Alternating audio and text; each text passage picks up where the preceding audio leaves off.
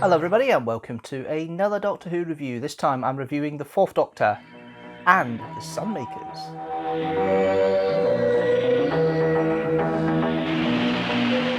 As always, with the classic series reviews, I have with me the television companion and I have the plot synopsis for this story. The TARDIS arrives in the future on the planet Pluto, where there are now 6 suns, a breathable atmosphere and a large industrial community. The company controls the planet and exploits the workers, pays them a pittance and then taxes them on everything imaginable. The Doctor and Leela join forces with an underground band of rebels led by a man named Mandrel. They learn that the head of the company's operations on Pluto, represented by the human official Galera Haid, is a Usarian known as the Collector. The Usarians enslave the planets through economic means and then fleece the inhabitants with exorbitant taxes. The company keeps the citizens in line by diffusing a calming gas, PCM, through the air conditioning system. The Doctor manages to stop this, and the workers then rise up against the company and hurl Galera Haid to his death on the roof of a tall building. The Doctor meanwhile gains access to the company computer and programs it to apply a 2% growth tax. The Collector, unable to cope with the loss of his profits, reverts to his natural form, a type of poisonous fungus, and is rendered harmless. So, we have the Sunmakers, the 4th transmitted story of season 15 of Doctor Who. It's the first proper, funny, comedic Doctor Who that Tom Baker's Doctor is kind of known for a while. The gothic horror has been phased out gradually over the season. I think there's one small relapse in The Invisible Enemy, but it really kicks into the comedic side that we see for the next few seasons under Graham Williams' tenure in the Sunmakers. It's written by Robert Holmes. It's one of his last scripts for a while on the series, and it's an interesting parody and pastiche of the UK tax system as it was at the time. The Collector is a parody of Dennis Healey, the then Chancellor of the Exchequer in the UK, and all the tropes about P45s and P60s be the names of corridors and things like that is quite funny. The security team around the Collector is called the Inland Retinue. Nice way of saying inland revenue in a different way. And it kind of strikes the balance of the pastiche and the comedy with the serious factor of obviously what the story's about. You see the plot line there. And most of the actors come in, play the roles more or less to perfection.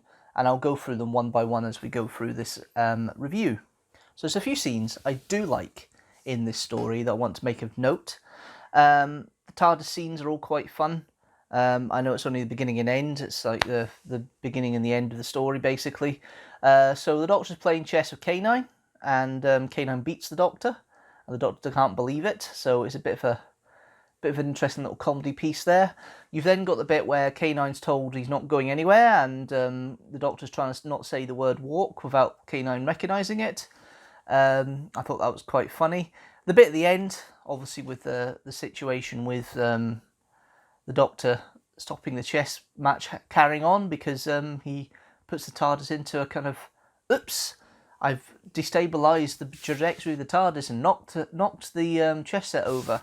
So all that thing about the chess set and everything works quite well. It's quite funny. Haid's squirming titles for the Collector, like Magnificence, Sagacity, all these kind of cringing, fawning titles that Haid has for the Collector is quite fun to hear. Some of the direction points are quite good. There's not much you can really do in the studio. Limited space, limited budget at this point because they really were penny pinching at this point because of the whole financial situation in the UK. So there's not much requisite they can do. They film most of the outside stuff in a factory or in an industrial unit, either on the roof of the industrial unit or actually in the bowels of the place. And most of the direction that's quite interesting, the way it works and the way it's filmed from Pennant Roberts, comes from there. Pennant Roberts is used quite a bit in this time of direction. And the one shot I do like is the dolly shot that happens when Leela's peering around the corner at the end of part 2, part 3, when they're trying to escape all the guards, and she notices guards around the corner, and you see it from the shot of, you see Leela there, or Leela there, rather, and then you've got the camera coming into her like that, and it then continues to pan round, so you can see the rest of the people hiding behind the pillar because only Leela's got her head popped round. I thought that's an interesting, nice little shot there. Couple of interesting casting decisions as well, which I'll come to in a minute. But let's get to the characters. Now we've got the Doctor, Tom Baker. We are seeing the comedic element that's very well known in the mid to late Tom Baker era. That is very much in force here. There's various tropes that the Doctor does all the way through. You've got the sonic screwdriver being used as a be-all deus machina, I suppose, which is fine. The comedy between Leela and the Doctor in regards to the way he tries to explain stuff to her is interesting. The taxes comment near the beginning where Leela says it's like sacrifices, and he says no, paying tax is much more painful. I think it's a nice little comedy moment. The bit when he gets gassed at the end of the first episode with the ATM machine and the look he gives Cordo, who's watching scared from round a corner. The bits when he's on the correction centre table with I think it's Bisham. I can't remember if it's actually Bisham. I think it is Bisham, and the conversation he's having with him was quite interesting. There's one element where all the cast at that point get involved, and it's the control room where all the atmospheric systems and that are in control, where the PCM gas is pumped in, and K9 has gone into the tunnels and broken some of the system for them to come back out again because it's high pressure. And at one point they're all calling for K9, they all do it, and then K9 turns up, and I quite like that kind of play on the comedy, and you can see that comedy element starting to develop a little bit more. It's not as polished as it is later on. There's lots more jokes than that in season 18 or season 16 that work better. One of my favourite jokes is the deja vu joke in Destiny of the Daleks. There's loads of other stories, but this is kind of the genesis of where these bits and pieces go on. And you can tell Tom Baker's enjoying it immensely. He's having a whale of a time. You can see he's enjoying every single word. His charisma of all the characters is spot on. His interactions with Haid are very interesting when Haid brings him to Haid's office after freeing him from the cash machine antics that he did in the first episode. And the conversation, the two-way conversation with them there, Tom Baker's playing very much the fool, and Haid thinks he's got one over him, but Doctor doesn't think otherwise, and the whole conversation there is fantastic. Overall, it's prime Tom Baker. You can see why he is known as the Doctor to most people, as him and David Tennant are the Doctor, and you can see that with the characterization, the way the character works here, why that would be. One thing I would say is the rapport with Louise Jameson as Leela is brilliant. I actually like Leela as a character. I mentioned that in Horror Fan Rock. I like the fact that she gives no rubbish when I've done a review of Horror Fan Rock before. Leela's very independent, and the Doctor has to rein her in a little bit. But the whole fact of her trying to save the Doctor and then getting caught up herself is a very mid-70s take on the companion getting into trouble. But it's done in a way of Leela's developed what the other companions previous to her, like Sarah Jane Jo Grant, did, and developed this, get themselves into peril to try and help the Doctor. But Leela takes it to a different level because she's got that kind of fighting spirit, being a what the Doctor calls a savage, but basically somebody who's not technologically minded, but she's learning, and the relationship between the Doctor and Leela is very strong in regards to the mentor and the pupil. And you don't really see a strong companion the way who gets into scrapes as much as Leela until Ace, nearly 15 years later, 12, 13 years later, 10 years later. Timey-wimey, wibbly-wobbly in my head tonight. But I like the character of Leela here, nice and warm. Leela never comes across as stupid. There's always an intelligence there about Leela trying to learn and understand. And maybe the way she articulates things is maybe not 100% right. And this is where the Doctor comes in and helps explain it to her. But unlike some of the previous companions before, there's a known intelligence there. And that's something that develops with the other companions of Tom Baker's era. And to an extent, kind of dwindles away again after Tegan for a little while until Mel and Ace come back, because I'm sorry, but Perry doesn't seem to come across as intelligent as Leela does, even though Perry's an interesting character and I do enjoy watching it to an extent. But the intelligence factor and the thinking for herself is very much on the feminist curve at that point, and being very independent. And Louise Jameson just works, and she just has a great role. This is early K9, so John Leeson voicing K9 can be a bit more sharp in his responses. There's a couple of catty comments that K9 makes in here, but K9 gets a lot to do. It's not just K9 trundle along shoot. K9 actually does something important here, and actually goes into the tunnels near where the steamer is to depressurize the pressure so the Doctor can go save Leela in part 4. And it's an important role, and K9 actually does something decent. I think they've got K9 as a plot point that actually works at this point, unlike later K9, where K9's always getting into trouble, or breaking down, or is not being very effective. Robert Holmes writes for K9 like a character, like he would with everybody else, and it shows in this one how well K9 can be used if written properly. Then you've got the guest cast. You've got Hay, played by Richard Leach, very sycophantic, very much out for himself, but also wants to make sure he doesn't displease his mentor, his boss, the controller. I think it's actually quite a fun performance. I think it's slightly hammy, but it works for what we need. The interesting one is Marn. Now, Marn doesn't get too much to do, which is actually a bit of a downside for Robert Holmes' script, because Robert Holmes likes writing a lot of pairings and different characters, and his guest characters are usually pretty strong. Marn's kind of weak, but it's interesting watching it 40 odd years later, because Marn doesn't feel like a stereotypical female character of the time. Neither does Veet, to an extent. Van seems to be kind of the underling of Haid, but more of a character. I feel that Marn was actually originally written for a man, and Jonina Scott comes in and plays it just like a normal person.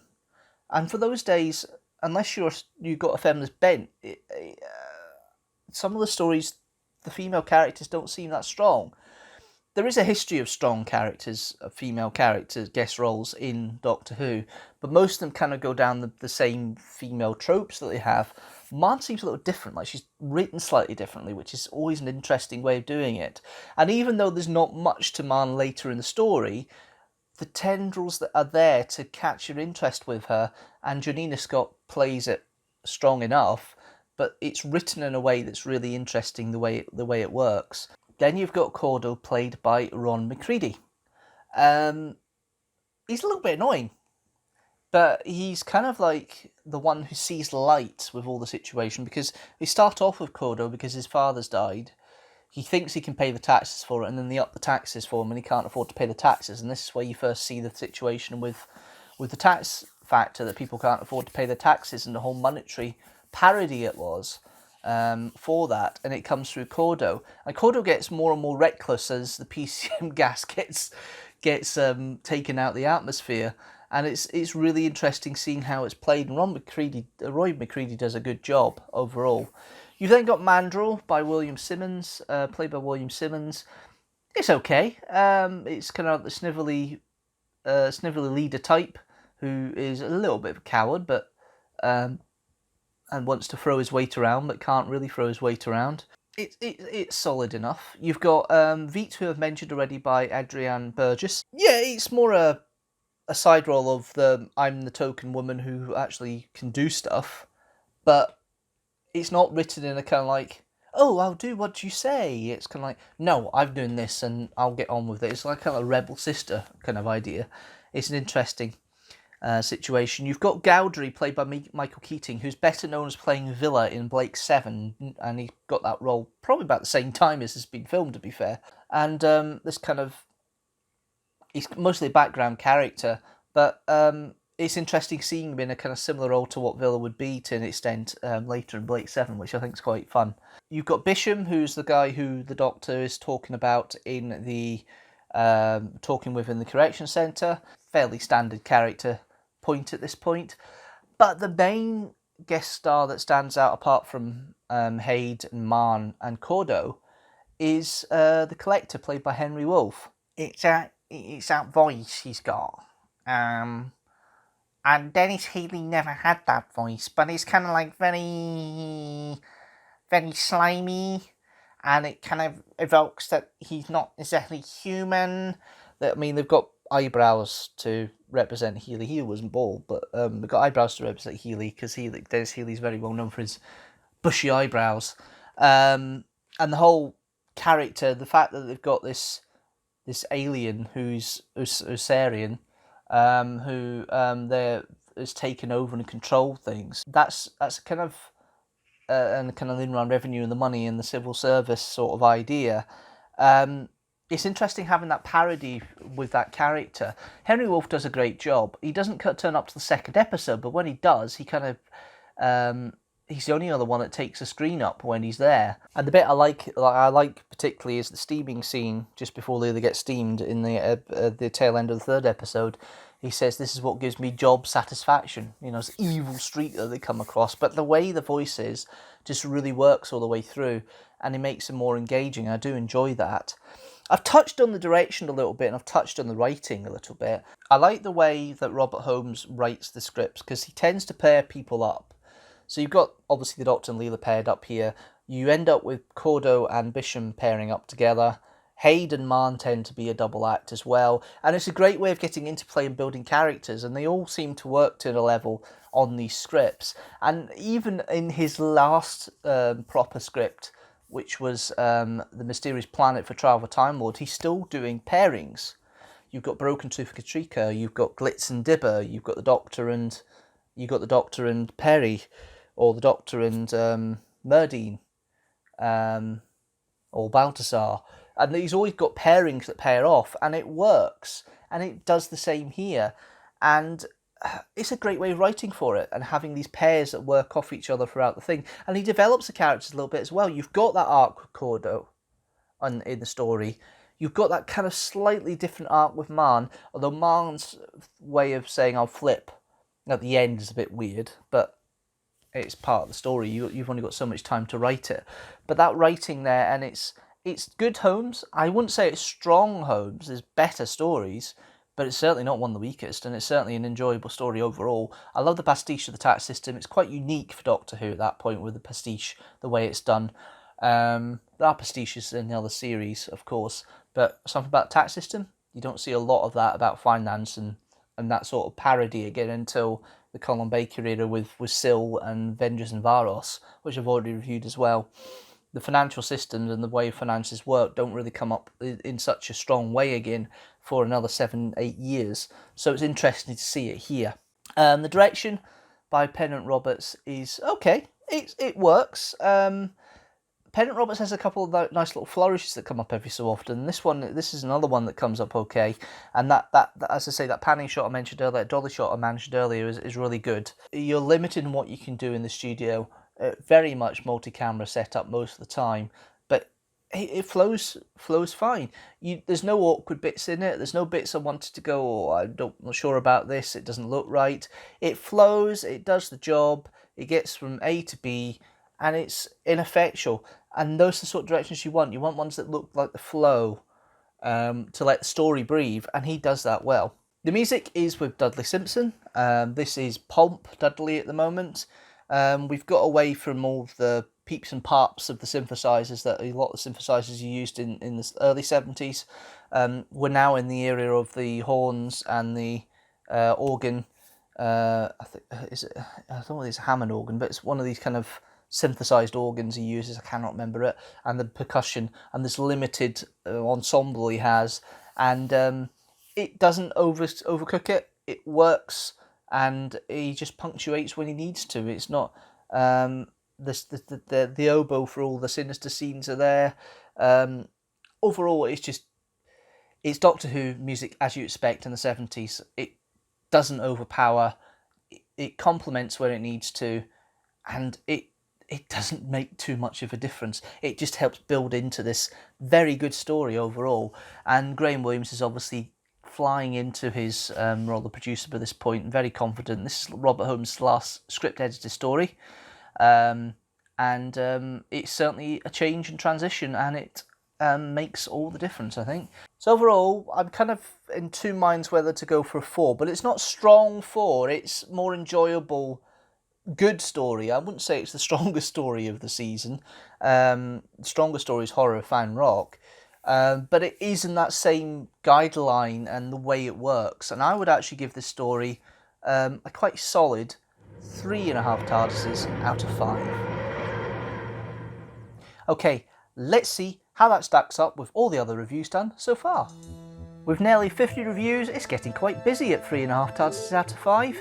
But the Sunmakers joins in with the likes of the Aztecs, Vengeance and Varos, Amy's Choice, the Five Doctors, the Pandora Opens the Big Bang, Listen, Full Circle, The Runaway Bride, and Knock Knock. At the bottom is still Time Lash with 2.5 TARDISes out of 5. At the top is still 6 stories at 4.5 TARDISes out of 5. The Happiness Patrol, Inferno, The Day of the Doctor, The Caves of Androzani, The Tomb of the Cybermen, and Dalek. That's it for now. Thanks for watching, everybody. Leave a comment down below and tell me what you think about the Sunmakers, and if you want to check out all the other reviews I've done so far, check out the playlist up there. If you like this video, don't forget to like it and share it with the hashtag teamstructor, and if you like the channel as a whole, don't forget to hit that subscribe button and the notifications bell so you know when a new video comes out. General rule, it's 4 PM GMT on a Sunday, but that can change. There's extra videos on Wednesdays sometimes, and the stream structures tend to be a little bit later. The channel will give you all the information you want. Hit that subscribe button and you'll be notified when a new video comes out. You've also got a Patreon if you want to help support me with that. From as little as £1 a month, you can help support the channel. Just go to patreon.com/Deanstructor. And if you want to tell me what you'd like me to review next for Doctor Who, you can always let me a comment down below as well and tell me what stories you'd like me to see reviewed.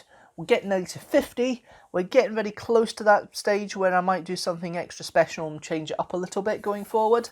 But stay tuned. You'll find out soon enough. But until next time, next Sunday, another video. Hopefully we'll see you then. But until then, thanks for watching and I'll see you later.